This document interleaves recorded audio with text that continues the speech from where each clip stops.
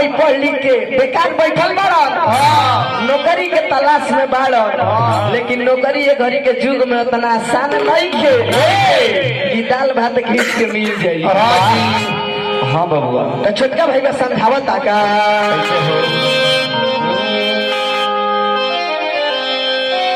ऐसे जवानिया, अरे ऐसे जवानिया, अरे ना हो में डूबैब कमैब ना तो, अरे कमैब ना तो हाँ बबुआ कहाँ से ये महाराज छोटका भैया बड़का भैया के समझावत ऐसे जवानिया, ऐसे जवानिया ना हो में डूबैब कमैब ना तो, कमैब ना तो बबुआ कहाँ से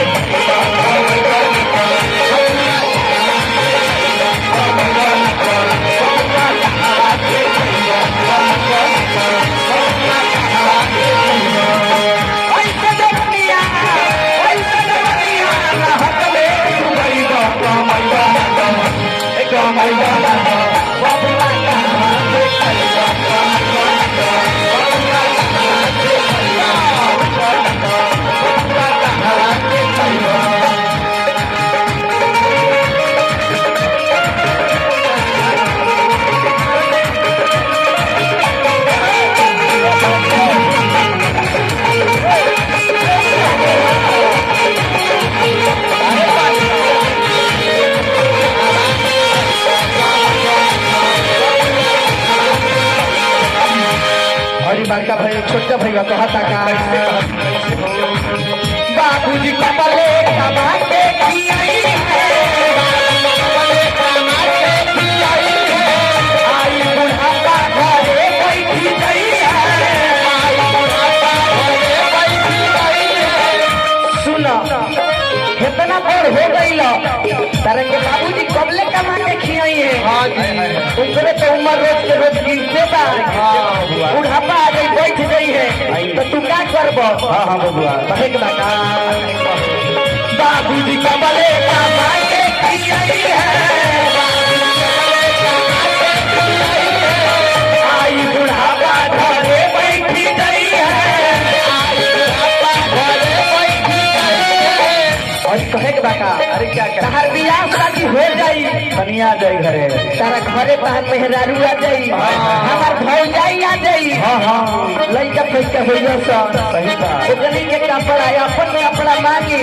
तो तू कहां से ले आइबो? बताओ ना कमैबो ना कहां से ले आइबो? अरे कहे के बाका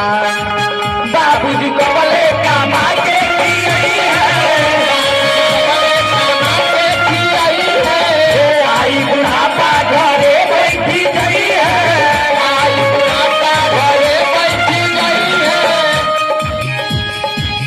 मांगी में हरिया, मांगी में हरिया, कल कहाँ से लइबो कमैबो ना तो, कमैबो ना तो बबुआ कहाँ से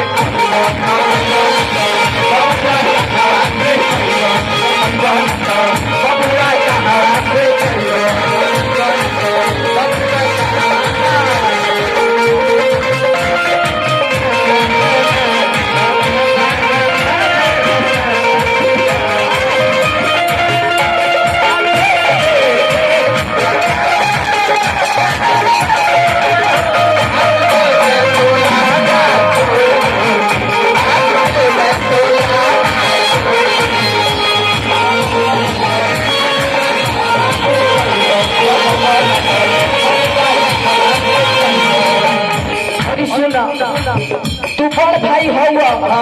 तारा के हम छोट होके कितना समझाई, तारा के समझावत नहीं तो हमरे लाज लागता।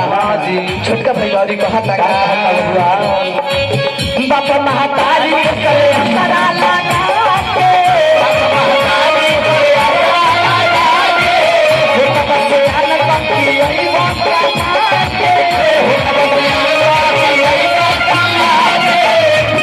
बाप महतारी पोसले आसरा लगा के कि होखबा से आन तक खियाइबा कमा के, बबुआ हो गीत के माध्यम से इस समाज में एगो संदेश जाए के चाहिए। अंकित भैया अरे सैया पीवा तो बहुत लोग आवता एक गीत के माध्यम से इस समाज में एगो संदेश जाए के चाहिए कि एगो बेटा के प्रति, एगो बाप के प्रति, अपना परिवार के प्रति एगो लड़का के क्या कर्तव्य होला। आई भैया एक गीत के माध्यम से सुने के मिली। छोटा भैया कितना ले समझावता समझाते भैया बाबा महाताज को तले असरा लगा के